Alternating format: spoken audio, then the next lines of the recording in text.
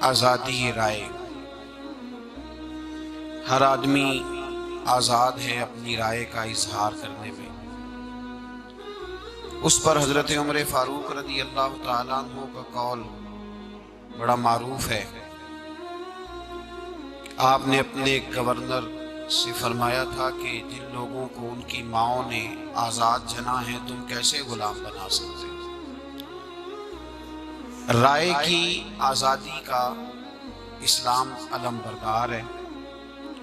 کسی شخص کو بھی یہ حق حاصل ہے کہ وہ کسی بھی معاملے میں اپنی مثبت رائے کا اظہار کر سکتا ہے۔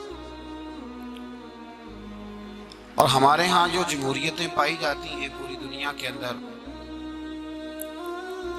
ان کے اندر تو جمہوریت لفظوں کے ساتھ ہے، اصل روح کے ساتھ نافذ نہیں۔ اسلام جس آزادی رائے کا قائل ہے اس میں یہ جمہوریت اپنی اصل روح کے ساتھ نافذ ہوتی ہے۔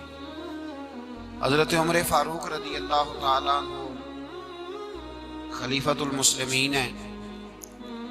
مال غنیمت میں کچھ چادریں آئی ہیں، ہر آدمی کو ایک ایک چادر ملی ہے۔ سیدنا فاروق اعظم جب منبر پر خطبہ دینے کے لیے بیٹھے تو انہوں نے اسی طرح کی چادر کا کرتا بھی پہنا ہوا ہے اور اسی طرح کی چادر کی تہمت بھی باندھی ہوئی ہے۔ تو یہ آزادی رائے جس کا اسلام علم بردار ہے، تائید کرتا ہے جس کی، اس آزادی کا اظہار یوں ہوا کہ ایک صحابی مجمع میں سے اٹھ کے کھڑے ہوئے اور انہوں نے برملا پوچھا کہ اے عمر، کیا بات ہے کہ جب چادر سب کے حصے میں ایک ایک آئی تھی تو آپ نے دو کیسے رکھ لی؟ یہ آزادی رائے ہے۔ حالانکہ حضرت عمر فاروق رضی اللہ تعالیٰ عنہ کا جاہ و جلال زمانہ اس سے آگاہ تھا، لیکن لوگ جانتے تھے کہ وہ جاہ و جلال ان کی ذات کے لیے نہیں ہے، وہ دین کے لیے، نفاذ کے لیے۔ کہا جناب یہ دوسری چادر آپ کو کیسے ملی؟ تو حضرت عمر فاروق رضی اللہ تعالیٰ عنہ نے اظہار ناراضگی نہیں فرمایا، بلکہ رائے کی اس آزادی کو پسند کیا اور فرمایا اس کا جواب میں نہیں دوں گا، میرا بیٹا دے گا۔ حضرت عبداللہ ابن عمر قریب بیٹھے تھے، اٹھ کے کھڑے ہو گئے، کہنے لگے بھئی بات یہ ہے کہ چادر ایک ایک ہی حصے میں آئی تھی، پر ایک میرے حصے میں آئی تھی، ایک میرے ابا جی کے حصے میں آئی تھی، تو ان کا کرتا بڑا پرانا ہو گیا تھا تو میں نے اپنی والی چادر بھی دے دی ہے، اس لیے سیدنا فاروق اعظم کے پاس دو چادریں۔ اسلام آزادی رائے کا مکمل اختیار دیتا ہے۔ انسان کو اجازت ہے کہ وہ اپنی رائے کا اظہار کرے۔ نبی کریم سید عالم صلی اللہ تعالی علیہ وآلہ وسلم نے لوگوں کو آزاد کیا، لوگ بات کر سکتے تھے، ان کے ذہن کی گرہ کو کھولا، لوگوں کی زبانوں سے حضور نے یہ باتیں ان کی زبانوں پر جاری کرا دی کہ نہ کوئی بڑا ہے، نہ کوئی چھوٹا ہے، نہ کوئی گورا ہے، نہ کوئی کالا ہے، سارے حضرت آدم کی اولاد ہیں۔ یہ رائے کی آزادی پوری طرح میرے رسول پاک علیہ الصلوۃ والسلام نے عطا فرمائی۔ اسلام اس کا مکمل علم بردار بھی ہے، بلکہ حضرت عمر فاروق رضی اللہ تعالیٰ عنہ جب خلیفہ بنے تو آپ نے لوگوں سے پوچھا تھا، آزادی رائے اس قدر زیادہ اسلام میں ضروری ہے کہ خلیفہ بنتے ہی پوچھا تھا کہ بھئی میں انسان ہوں، اگر میں کسی جگہ بھول گیا، بگڑنے لگا تو اے میرے محبوب کے غلاموں تم کیا کرو گے؟ صحابہ میں درویش مزاج، درویش صفت آدمی تھے حضرت ابو ذر غفاری، لیکن تلوار لے کے کھڑے ہو گئے، کہنے لگے عمر تلوار دیکھ رہے ہو، اگر تو بگڑنے لگے گا تو اس تلوار سے تمہیں سیدھا کرے گا، ہم تمہیں بگڑنے دیتے ہیں؟ یہ آزادی رائے ہے۔ اور جناب عمر نے اس آزادی رائے پر اظہار کیا فرمایا؟ فرمایا ابو ذر جب تک تیری طرح کے لوگ ہوں گے کوئی خلیفہ بگڑے گا بھی نہیں، کوئی خلیفہ بگڑے گا بھی اس آزادی رائے کو پسند۔ اب ہمارے دور کے اندر جو کچھ اور کمیاں آنے لگی ہیں، ان کمیوں میں ایک کمی یہ ہے کہ اب آزادی رائے نہیں، اب آوارہ خیالی ہو گئی۔ اب ہر آدمی کو ہر جگہ بولنے کا شوق پیدا ہو گیا، ضرور بات کرے، ضرور گفتگو کرے، لیکن پہلے اس پس منظر کو سمجھے پہلے اس کی ریسرچ کرے، پہلے اس شعبے کو وہ سمجھے۔ ایک آدمی جہاز میں بیٹھا ہے، عمرے کے لیے جا رہا ہے، رستے میں پرواز کچھ ناہموار ہو گئی تو اب کسی شخص کو پوری اس فلائٹ کے اندر اجازت نہیں ہوتی کہ وہ اٹھ کے جائے اور جا کر کے وہ کیپٹن کے کمرے میں جائے، پائلٹ سے جا کر کے کہے کہ صاحب آپ اس طرح کریں، فلاں بٹن دبائیں، یہ کریں۔ اجازت ہوتی ہے جی؟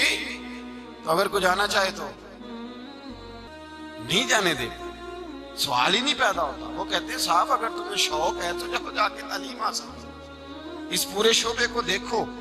آپ کے بہت سارے حساس ادارے ایسے ہیں جو آپ کو اپنی خاص دفاتر تک رسائی نہیں دیتے۔ وہ کہتے ہیں یہ آپ کا شعبہ، ہمارے ہاں بہت سارے معاملات میں لوگ ناجائز بات کرنے لگے ہیں جس شعبے کی انہیں تحقیق نہیں، جس کو وہ جانتے نہیں، جس کی انہیں شناسائی نہیں، جس راہ کے وہ مسافر نہیں، اس راستے پہ سفر شروع کر دیا لوگوں نے، اور اس کا سب سے زیادہ نقصان دین کو ہو رہا ہے۔ مذہب کے معاملے میں ایک تو لوگ اپنی سوچ پہ عمل کرتے ہیں، اور دوسرا بڑی دلیری کے ساتھ مذہب کے معاملے میں لوگ رائے دیتے ہیں۔ اس رائے کی آگے اشاعت یاد رکھیں، میرے نبی پاک سید عالم صلی اللہ علیہ وسلم جو دین لے کے آئے ہیں، اس دین کے کچھ اصول ہیں، کچھ قاعدے، کچھ ضابطے ہیں، اس کے کچھ اصول ہیں۔ ان اصولوں کی روشنی میں سفر کیا جائے۔ ایسی تھوڑی ہے کہ ہر آدمی اٹھے گا اور وہ بات کرنی شروع کر دے گا۔ ہمارے علماء نے ایک بات لکھی ہے، اگر آپ کی سمجھ میں آئے گی تو آپ کو فائدہ دے گی۔ بات لکھی ہے، بڑی قابل غور ہے۔ علماء کہتے ہیں قرآن مجید کی تفسیر کرتے ہوئے کسی شخص نے اگر اپنی مرضی سے کوئی جملہ کہا، تفسیر کرتے ہوئے اپنی رائے سے کوئی جملہ کہہ دیا، اگرچہ وہ بات اس کی ٹھیک بھی تھی پر پھر بھی اس نے غلط کیا، اگرچہ رائے اس نے، اگر وہ بات کا جو کر رہا تھا وہ مفہوم کے مطابق کر دی تو پھر بھی اس نے درست، اس لیے کہ اس طرح تو ہر آدمی اٹھ کے تفسیر کرنے لگ جائے۔ تفسیر کے لیے جو اصول چاہیے، جو باتیں بڑے سارے لوگ اٹھ کے کہہ دیتے ہیں اللہ قرآن میں یہ بھی تو کہتا ہے نا، تو اگر ان سے پوچھا جائے آیت نمبر بتاؤ، سپارہ بتائیں تو بتا سکتے ہیں، اور لوگ لفظاً بیان کر دیتے ہیں، کہتے ہیں اللہ یہ بھی تو کہتا ہے نا۔ بھائی کہاں یہ آیت ہے قرآن مجید کی، کہاں سے تم نے بیان کر دیا؟ حدیثیں بیان کر رہے ہیں لوگ، حدیث مبارکہ ایک باقاعدہ علم ہے۔ قرآن مجید کی کچھ آیات ناسخ ہیں، کچھ منسوخ ہیں۔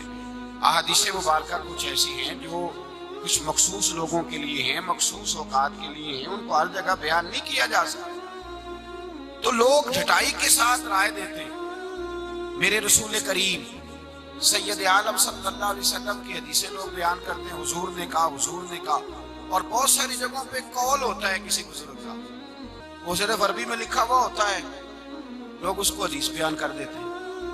بہت ساری جگہوں پہ ایسا ہوتا ہے کہ کوئی ضرب المثل ہوتی ہے عربی کی، کوئی کہاوت ہوتی ہے، لوگ کہتے ہیں جی حضور کا فرمان ہے۔ اب نبی پاک علیہ الصلوۃ والسلام نے سختی فرمائی، حضور نے فرمایا جس شخص نے جان بوجھ کر مجھ پر جھوٹ باندھا، جان بوجھ کر مجھ پر جھوٹ باندھا قصداً، حضور فرماتے ہیں اس نے جھوٹ نہیں باندھا بلکہ اپنے لیے جہنم میں مکان تعمیر کر لیا، دوزخ میں اس نے مکان بنا لیا ہے، اس کی رہائش ہو گئی۔ اس نے سوچا ہی نہیں کہ وہ کس کی بات کر رہا ہے، بلکہ لوگ اب پتہ نہیں کسی کی بات اٹھا کے، اور یہ بھی میں دیکھ رہا ہوں کچھ عرصے سے، جب سے یہ سوشل میڈیا عام ہوا ہے نا، ہر آدمی اپنی بات کو صحیح ثابت کرنے کے چکر میں بڑی زیادتی کرتا ہے۔ قول پتہ نہیں کس کا ہوتا ہے، کھاتے مولا علی شیر خدا کے ڈال دیتے ہیں، ہر بات ہی گویا انہی کی فرمائی ہوئی۔ آپ دیکھیں تو صحیح، آپ کس کا نام لے رہے ہیں؟ حضرت علی شیر خدا، کس کا ذکر کر رہے ہیں؟ اور آپ نے وہ ان کے ذمہ بات ڈال دی۔ لوگ اس احساس سے، حساسیت سے نکلتے جا رہے ہیں۔ دو کمیاں آ رہی ہیں اس آوارہ خیالی میں، دو کمیاں ہیں۔ ایک تو یہ ہے کہ سوچ لوگ ٹھیک نہیں پیدا کر پا رہے، ہم اپنی سوچ پر عمل کرتے ہیں، تحقیق پر عمل نہیں کرتے۔ ہم کہتے ہیں ایسا ہوا ہوگا، ایسا ہوگا، اس طرح ہو رہا ہے۔ اب وہ جو بات کسی بندے نے اس طرح سنا کے آگے کی، وہ جس نے سنی اس نے اس کو اسی طریقے سے بیان کیا، اور نبی پاک علیہ الصلوۃ والسلام نے فرمایا ہے کسی بندے کے لیے جھوٹا ہونے کے لیے اتنا ہی کافی ہے، جھوٹا ہونے کے لیے کسی شخص کے اتنا ہی کافی ہے کہ وہ سنی سنائی بات آگے کر لے، تحقیق ہی نہ کرے کہ بات ہے بھی کہ نہیں، ہے بھی کہ نہیں بات۔ آپ دیکھ لیں معاشرے میں چلتے پھرتے بہت سارے لوگوں کے بارے میں، کسی آدمی کو اللہ نے پیسے دے دیے تو لوگ کہتے ہیں نہیں یہ شارجہ میں رہتا تھا تو وہاں ایک بندے کو قتل کر کے پیسے لے آئے۔ اب دیکھیں نبی پاک صلی اللہ علیہ وسلم نے فرمایا کسی کے جھوٹا ہونے کے لیے اتنا ہی کافی ہے کہ سنی سنائی بات۔ اب ایک بندے نے کہہ دیا وہ تو بندہ قتل کر کے پیسے لایا ہے، اب سننے والے نے تحقیق نہیں کی کہ واقعی اس نے قتل کیا ہے کہ نہیں۔ اب کسی کو قاتل ثابت کرنے کے لیے 4 گواہ چاہیے، ان گواہوں پر جرح ہوگی، تحقیق ہوگی، ریسرچ ہوگی، ان گواہوں پر بحث ہوگی کہ وہ گواہ بھی گواہی کے قابل ہے کہ نہیں۔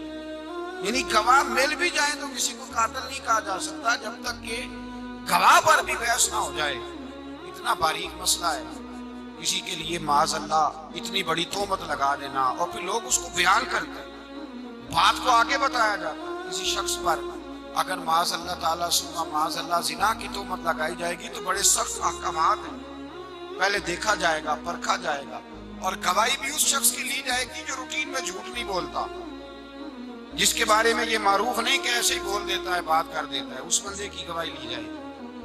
اور جو اول فول بات کرنے کا قائل ہے اس کی تو گواہی شریعت میں قابل قبول نہیں۔ تو ہم لوگ بہت ساری باتیں بلا تحقیق آگے بیان کرتے ہیں۔